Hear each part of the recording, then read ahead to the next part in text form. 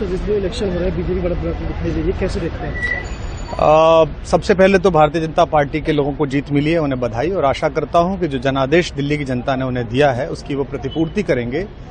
और वे सब आम आदमी पार्टी के लाखों करोड़ों कार्यकर्ता जो अन्ना आंदोलन से आए, जिनके बहुत ही निश्चल, निष्पाप और बड़े भारत की राजनीति को बदलने के सपने की हत्या एक निर्लज्ज, नीच, मित्रहंता, आत्ममुग्ध और चरित्रहीन व्यक्ति ने की, उसके प्रति तो क्या संवेदना। दिल्ली को उससे मुक्ति मिली। और मैं ये जानता हूं कि अब जो आम आदमी पार्टी में लोग बच गए थे सत्ता के लोभ में, लालच में, पदों के लिए, उस पैसे के चक्कर में, वे सब भी अब वापस जाएंगे, लौटेंगे, कुछ अपने व्यवसायों में लौटेंगे, कुछ पार्टियों में चले जाएंगे।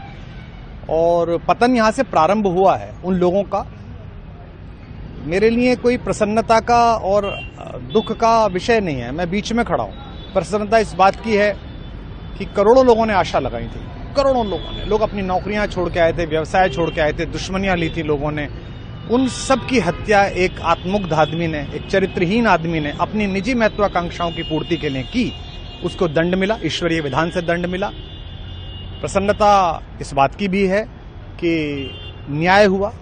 आज जब कहना नहीं चाहिए, लेकिन आज टीवी पर जब जंगपुरा का निर्णय आया और सामने दिखाई दिया कि मनीष हार गया, तो सदा तटस्थ रहने वाली और राजनीति से विरत रहने वाली मेरी पत्नी जो है, उसकी आंख में आंसू आ गए, वो रोने लगी। क्योंकि उसी से उसने कहा था कि अभी तो है ताकत, और उसने कहा था भैया ताकत सदा तो नहीं रहती। तो ये अहंकार आशा करता हूं अगले लोग नहीं करेंगे, जो बाकी दल है वो नहीं करेंगे, इससे सबक लेंगे। और दिल्ली के नागरिकों को मैं अच्छे शासन के लिए बधाई देता हूं। अब भारतीय जनता पार्टी अपने नेतृत्व में सरकार बनाकर दिल्ली के जो दुख थे पिछले 10 वर्ष के, उन्हें दूर करे। और आम आदमी पार्टी के समस्त कार्यकर्ताओं को कहता हूं कि आपने जिस किसी भी लोभ लालच में, सब कुछ जानते हुए एक ऐसे व्यक्ति के समर्थन में काम किया जिसने अपने मित्रों की पीठ में झुरा घोंपा, गुरु को धोखा दिया, अपने साथ कंधे से कंधा मिला के लड़ने वाली महिलाओं को अपने घर लाके पिटवाया, अपनी निजी सुख और साधन के लिए जनता का पैसा खर्च किया, अब उससे आशा लगानी छोड़ें, अब बाहर निकलें, अपना अपना जीवन देखें।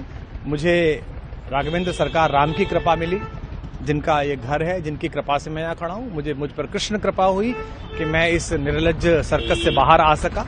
मैं उन सब से भी अच्छे भविष्य की कामना करता हूँ कि वो कोई गंदगी ना फैलाएं कहीं भी, वो लौट जाएं अपने शिविरों में। जिस तरह माधव को, कृष्ण को दूत देखकर भी भरी सभा में अट्टहास करने वाला दुर्योधन जो ये कहता था, सुचिग्रम नैव दास्यामि बिना युद्धे न केशवः, बिना युद्ध के 5 गांव भी नहीं दूंगा, आज वो अपनी सीटों के लिए तरस रहा है। और मुझे पता है कि इस दुर्योधन का अंत भी टूटी हुई जंघा के साथ बड़ा ही दारुण होगा, और भारतीय राजनीति एक कलंकित अध्याय के रूप में इस बौने दुर्योधन को और इसके दरबार के तमाम शकुनियों को याद करेगी। मैं उनकी मुक्ति की कामना करता हूं कि ईश्वर उन्हें इस दुख से बाहर निकाले, और समस्त लोगों को बधाई देता हूं कि चलिए अंततः न्याय हुआ। सर, बात करें दिल्ली के चुनाव या यूपी के उपचुनाव मिर्जापुर को लेकर, चुनाव आयोग पर तमाम तरह के आरोप लगाए जा रहे हैं। अखिलेश यादव ने कल कहा कि वहाँ उपचुनाव में मिलकर, ये राजनीतिक विषय है, इस पर मैं राजनीतिक कार्यकर्ता नहीं हूं, तो इस पर मेरी टिप्पणी शोभनीय नहीं है, वो आपस में सब जाने। लेकिन दिल्ली के चुनावों को लेकर एक मिश्रित प्रतिक्रिया है।